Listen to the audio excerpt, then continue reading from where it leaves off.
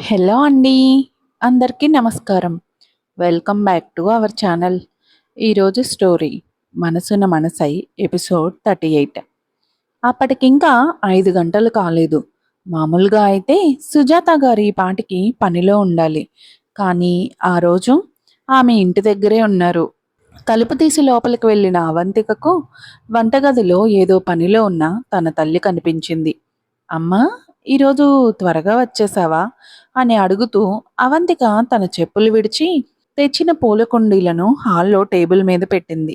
సుజాత గారు వంటగది నుండి బయటకు వచ్చారు. ఆమె ముఖంలో చిన్నపాటి ఇబ్బంది కనిపించింది. అవంతిక, నేనిక ఆ పని చేయట్లేదమ్మా. నా స్నేహితురాలి కోడలు ఇప్పుడు అంతకంటే ప్రొఫెషనల్ అయిన నానిని పెట్టుకుంది. అందుకే నన్ను వద్దని చెప్పారు అని సుజాత గారు వివరించారు. అమ్మా, బాధపడకు అంటూ అవంతిక తన తల్లిని హత్తుకుంది.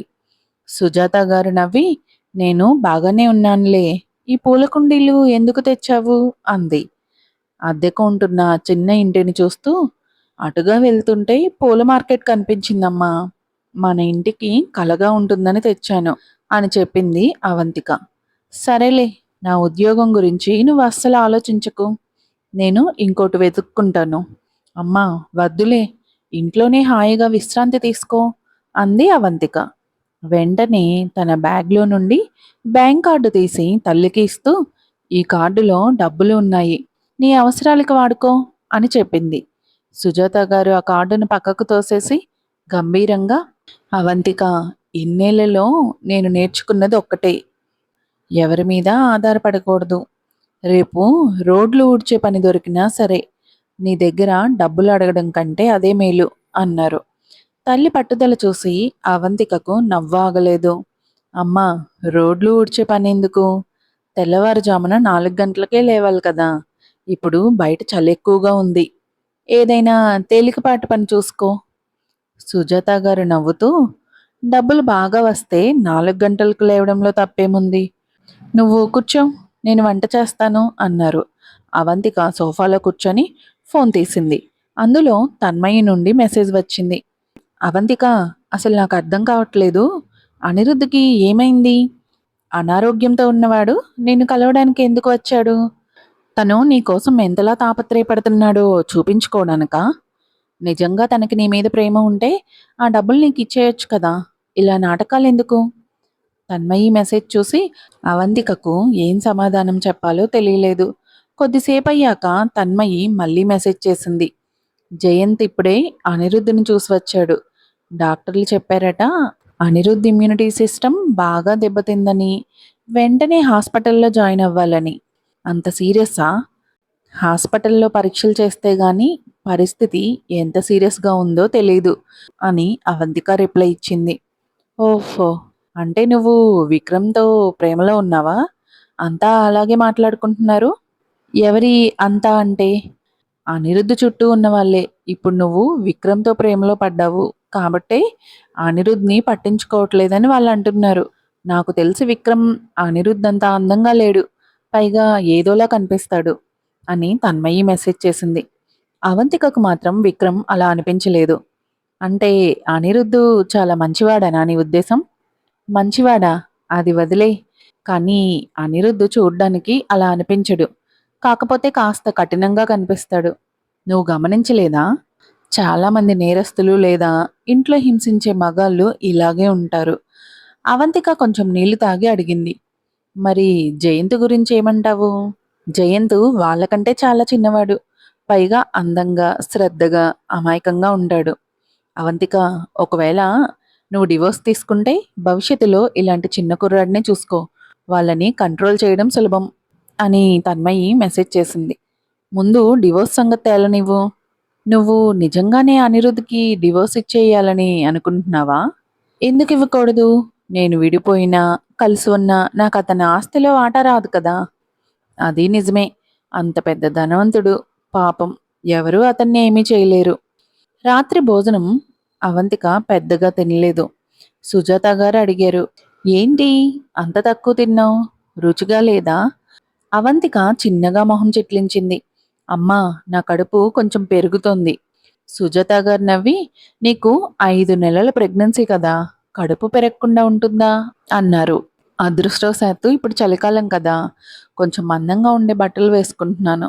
అందుకే ఎవరికీ అంతగా తెలియట్లేదు అంది అవంతిక. సుజాత గారు ఆలోచనలో పడి, అవంతిక, నేను ఒక విషయం అనుకుంటున్నాను. నువ్వు మాస్టర్స్ చేస్తావా? ఏదైనా విదేశాలకు వెళ్ళి చదువుకో. ఆ చదువు సాకుతో అక్కడే ఉండి బిడ్డలకు జన్మనివ్వు అన్నారు. అవంతిక షాక్ అయ్యింది. అమ్మా, విదేశాల్లో చదువుకోవాలంటే చాలా ఖర్చు అవుతుంది. పైగా నాకు మాస్టర్స్ చేసే ఉద్దేశం లేదు. పనిచేసి డబ్బు సంపాదించాలనుకుంటున్నాను. సుజాత గారు నచ్చ చెప్పారు.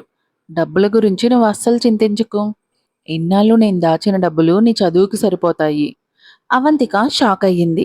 సుజాత గారు మరియు విశ్వనాథ్ గారు విడిపోయిన తర్వాత సుజాత గారు తన జీవితాన్ని ఎలా గడిపారో, ఎలా పొదుపు చేశారో అవంతికకు ఏమీ తెలియదు. నువ్వు విదేశాలకు వెళ్ళడం ఇష్టం లేకపోతే పర్వాలేదు. మనం ఒక చిన్న ఇల్లు కొనుక్కుంటే ఎలా ఉంటుంది? మన ఇద్దరం కొంచెం కష్టపడినా పర్వాలేదు. కానీ పిల్లల విషయంలో ఏ లోటు రాకుండా చూసుకోవాలి అని సుజాత గారు అన్నారు. అమ్మా, నీ దగ్గర నిజంగా అంత డబ్బుందా అని అడిగింది అవంతిక. మనం ఇల్లు కొనడానికి డౌన్ పేమెంట్ కట్టేంత డబ్బైతే సర్దుబాటు చేయగలం అని సుజాత గారు సమాధానమిచ్చారు. అయితే తొందర ఏం లేదులే అమ్మా, పిల్లలు పుట్టడానికి ఇంకా చాలా నెలల సమయం ఉంది కదా అని అవంతిక చెప్పింది. సమయం చాలా వేగంగా గడిచిపోతుంది కాబట్టి 1-2 సార్లు ఆలోచించుకో అని సుజాత గారు హెచ్చరించారు. అవంతిక సరేనని తలూపి, అమ్మా, నేను కొంచెం సేపు బయటకు వెళ్తాను. నా స్నేహితుడి తండ్రి బర్త్డే ఫంక్షన్ ఉంది. వారికి ఒక బహుమతి కొనాలి అని చెప్పింది. సుజాత గారు ఆందోళన చెందుతూ, ఇప్పుడు వెళ్ళడం ఎందుకు? రేపు ఉదయం వెళ్ళొచ్చు కదా. బయట చీకటి పడుతోంది. నువ్వు ఒంటరిగా వెళ్తుంటే నాకు భయంగా ఉంది అని అన్నారు. బయట స్ట్రీట్ లైట్లున్నాయిలే అమ్మా, నాకేం కాదు అని చెప్పి అవంతిక బయటకు వచ్చేసింది. అవంతిక టాక్సీలో అనిరుద్ధ్ ఇంటికి బయలుదేరింది. అనిరుద్ధ్ నీరసంగా ఉన్న ముఖం ఆమె కళ్ళ ముందు కదలాడుతూనే ఉంది. అతన్ని ఒక్కసారి చూసి రావాలన్న కోరికను ఆమె ఆపుకోలేకపోయింది. ఇంటికి చేరుకోగానే గేట్ కీపర్ ఆమెను గుర్తుపట్టి గేటు తెరిచాడు. పార్కింగ్లో చాలా కార్లు పార్క్ చేసి ఉండటాన్ని బట్టి అనిరుద్ధ్ని పలకరించడానికి చాలా మంది వచ్చినట్లు అనిపించింది. అనిరుద్ధ్ అసిస్టెంట్ కిరణ్ ఆమెను చూడగానే లోపల ఉన్నవారికి సమాచారం అందించాడు. సుమతి వేగంగా బయటకు వచ్చి, అమ్మా, మీరు వచ్చారా అని పలకరించింది. అవంతిక మెల్లగా, నేను నా ల్యాప్టాప్ తీసుకోవడానికి వచ్చాను అని చెప్పింది. సుమతి కళ్ళల్లో కాస్త ఇబ్బంది కనిపించింది. ఓహో, ఒక్కసారి అనిరుద్ బాబుని చూసి వెళ్ళొచ్చు కదా. ఆయన మళ్ళీ అనారోగ్యానికి గురయ్యారు. మొన్న వర్షంలో తడవడం వల్ల ఆయన రోగనిరోధక శక్తి దెబ్బతిన్నదని డాక్టర్ చెప్పారు అని చెప్పింది. అవంతిక ఏం మాట్లాడకుండా సుమతిని అనుసరించి లోపలికి వెళ్ళింది. అక్కడ ఉన్న వారందరూ ఆమె వైపు చూశారు. కొన్ని రోజులే అయినా అవంతికకు అక్కడంతా చాలా కొత్తగా అనిపించింది. వాళ్ళందరూ తనను చాలా చల్లగా, కోపంగా చూస్తున్నారని ఆమెకు అర్థమైంది. వాళ్ళ దృష్టిలో అనిరుద్ధ్ అనారోగ్యానికి కారణం తనే కాబట్టి అది ఆశ్చర్యకరమైన విషయమేమీ కాదు. అమ్మా, పైకి వెళ్ళండి. మీ ల్యాప్టాప్ మీ గదిలోనే ఉంది. ఎవరూ దాన్ని తాకలేదు అని సుమతి చెప్పింది. అవంతిక సంకోచిస్తూనే పైకి నడిచింది. కిరణ్, వినయ్ మాట్లాడుకుంటున్నారు. మనం పైకి వెళ్ళాలా?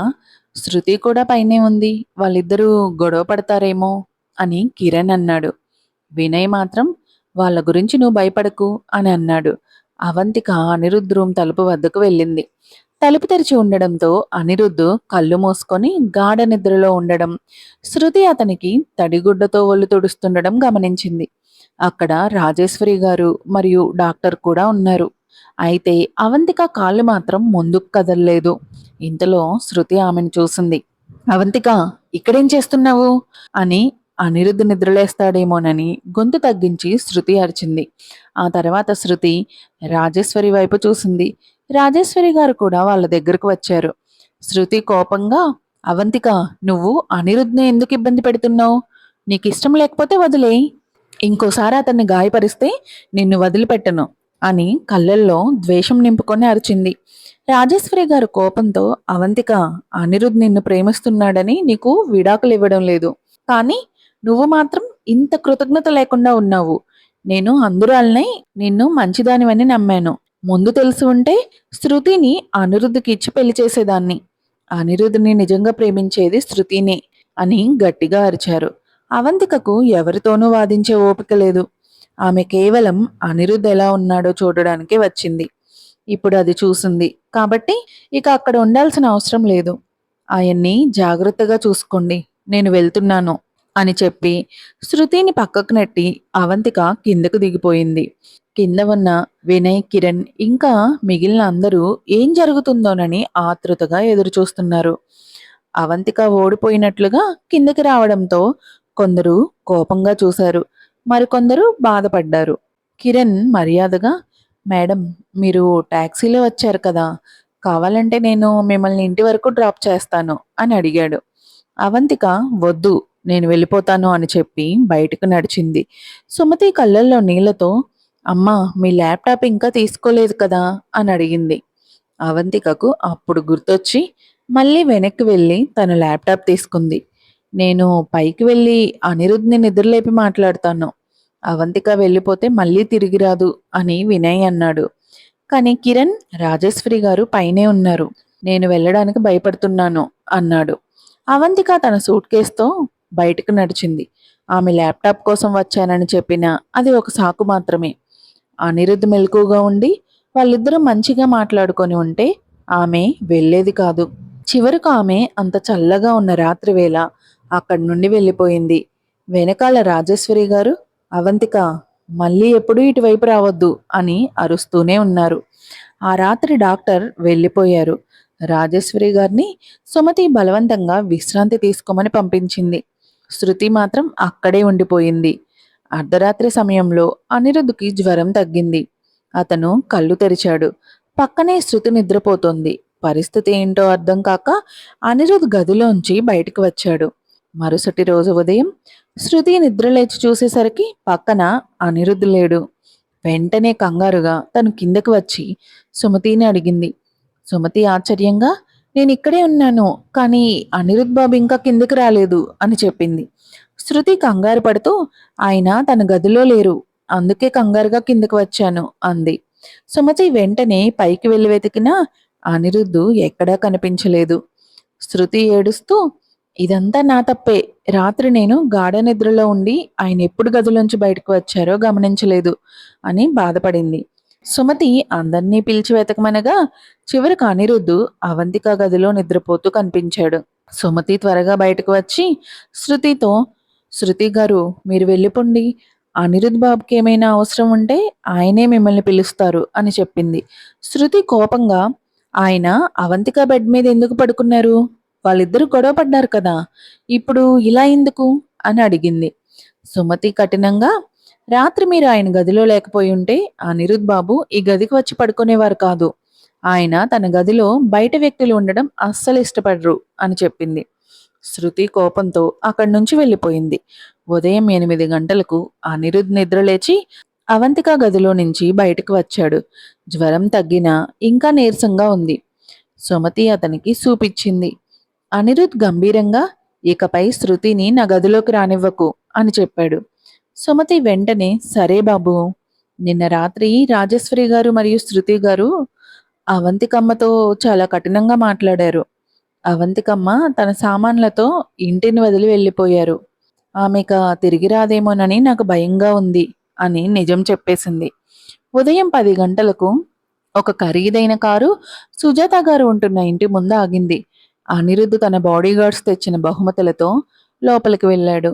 సుజాత గారు అతన్ని చూసి షాక్ అయ్యారు. నువ్విక్కడేం చేస్తున్నావు?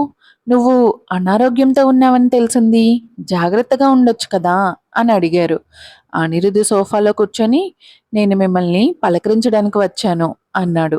సుజాత గారు, నువ్వు అవంతిక అసలు నిన్న రాత్రి ఏమైంది అని అడిగారు. అనిరుద్ధ్ నిజాయితీగా, నిన్న రాత్రి నేను ఆమెను కలవలేదు, మా మధ్య ఏదో అపార్థం అంతే అని సమాధానమిచ్చాడు. సుజాత గారు అతనికి నీళ్ళిచ్చి, అవంతిక తన గురించి నాతో ఏమీ చెప్పదు, నీకు అవంతిక పట్ల నిజంగా ఏ భావన ఉంది? నా భర్త విశ్వనాథ్ నుంచి విడిపోయాక అవంతికకు తండ్రి ప్రేమ దక్కలేదు. ఆమె ఎలాంటి పరిస్థితుల్లో పెరిగిందో నువ్వు ఊహించగలవా అనిరుద్?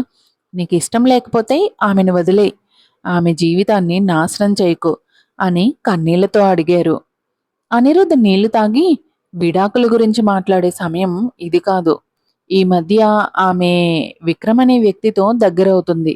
అతను మంచివాడు కాదని నాకు తెలుసు. దయచేసి ఆమెను విక్రమ్‌కు దూరంగా ఉండమని చెప్పండి అని హెచ్చరించాడు. సుజాత గారు తలూపి, అవంతిక నిద్రలేచాక తప్పకుండా చెబుతాను అన్నారు. అనిరుద్ గడియారం వైపు చూస్తూ, ఇంకా నిద్రపోతుందా అని అడిగాడు.